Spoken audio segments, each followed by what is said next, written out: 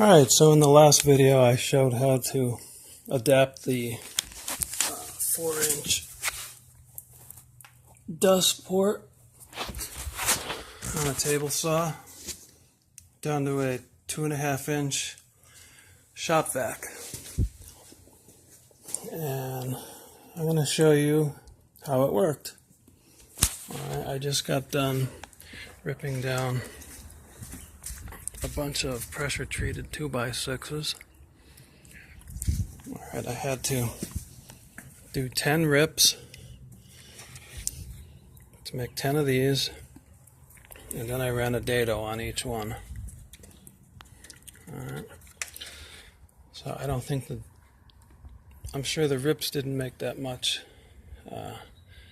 chips and dust. Hogging out these dados, I'm sure, produced a lot of chips. So let me show you what kind of suction I'm getting on this. Let me get on this side.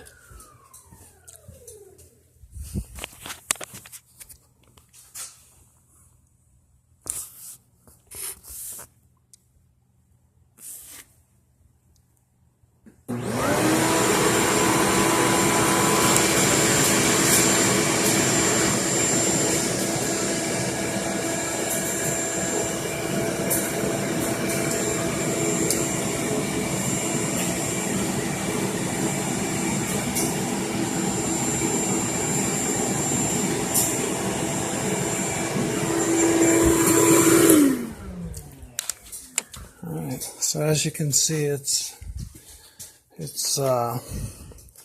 sucking that down pretty good. Now let's take a look inside and see how it looks in there. I have most of the screws off already. Just one more.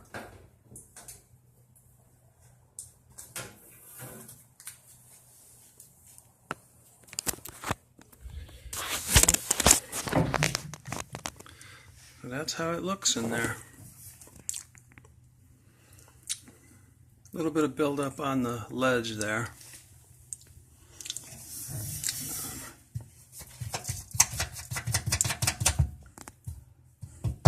That's a flat ledge.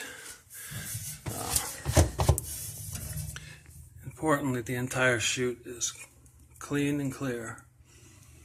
And nothing down there other than what I just pushed down there.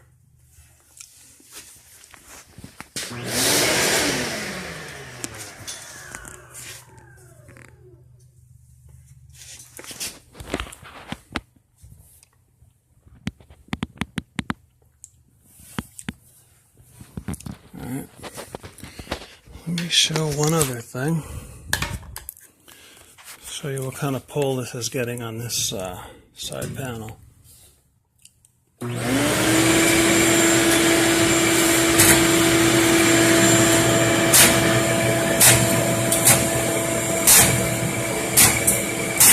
That's got a lot of pull there.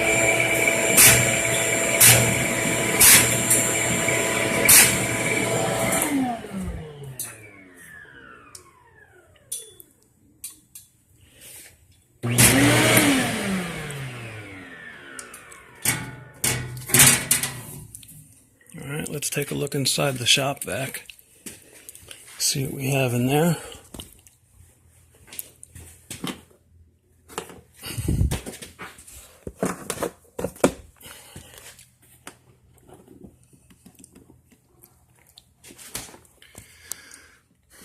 Alright, now I cleaned this shop vac out just before I ran all these cuts. And it is pretty full.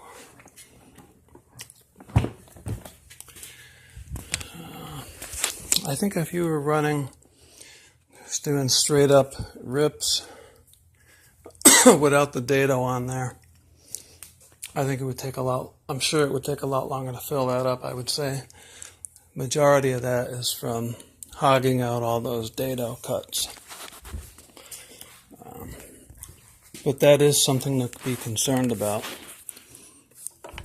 I want to show this warning on the side panel here.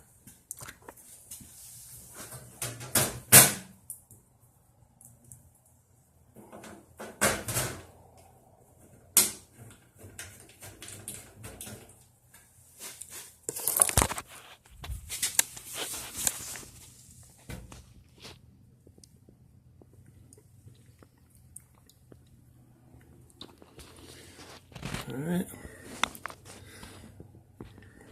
In the manual it says if you're not going to run a 4-inch dust collection system, leave this entire chute. It says to leave the chute off. And basically you'd have all your dust falling down the floor and filling your room up. And here, fire. I think what they're getting at is if you saw how much sawdust and chips were in there, if you're not thinking about that, and just say you get maybe a thin strip or something falls across that port, all right, now you get those chips start to fill up and up and up. You're not going to have air pulling through, obviously. The motor's going to get hot. You know, those chips could catch on fire.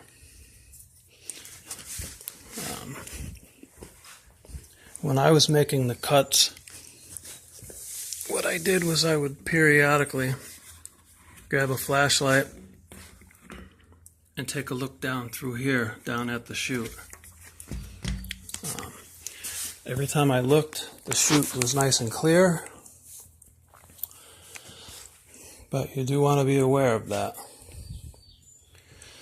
What else? In the last video, another thing I didn't cover, I tried to cover it with some little annotations, but I'll show it again now.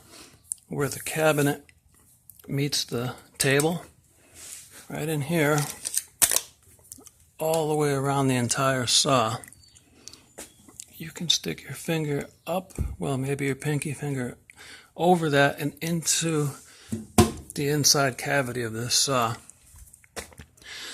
So if you hook a shop vac or a 4-inch dust collection, you're going to lose all your suction through that.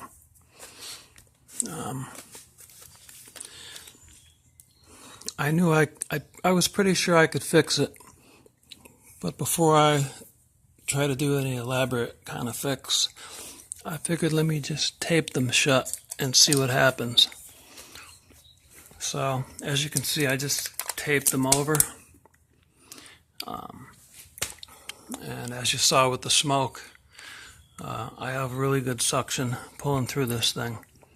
So now I'm going to come back with some, I'm going to use some, I'm not sure what you call them, they're like a pool noodle, but thinner.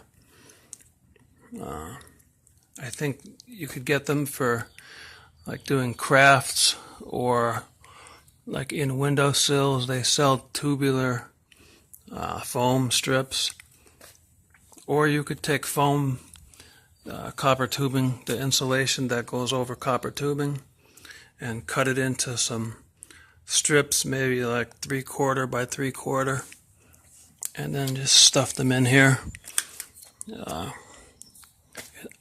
I would say it doesn't have to be perfect, judging by how much suction I'm getting off the shop vac.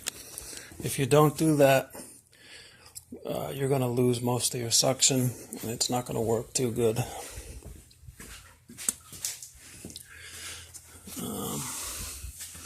And I showed this in the last video. Turn the shop vac on, that pulls right onto there, really nice. Without that, the shop vac's going to pretty much pull through here, which is a much bigger opening than that. And then in the 4 corners, there's a little hole You can actually, when you're inside there, you can see light coming through those. I don't think I'm even gonna bother trying to seal those off. But so I just wanted to show how it worked, running a shop vac on a saw that's meant for 4-inch dust collection. Like I said before, if you can get the 4-inch dust collector, that's the ideal situation. That's what the manufacturer recommends. I just did a bunch of cuts. I may not use the saw again for a while. I'm not in a production environment here, and this worked out really good for me. So if anybody else is looking to do this, this is what I did, and this is how it worked. All right, and hope that helps somebody out.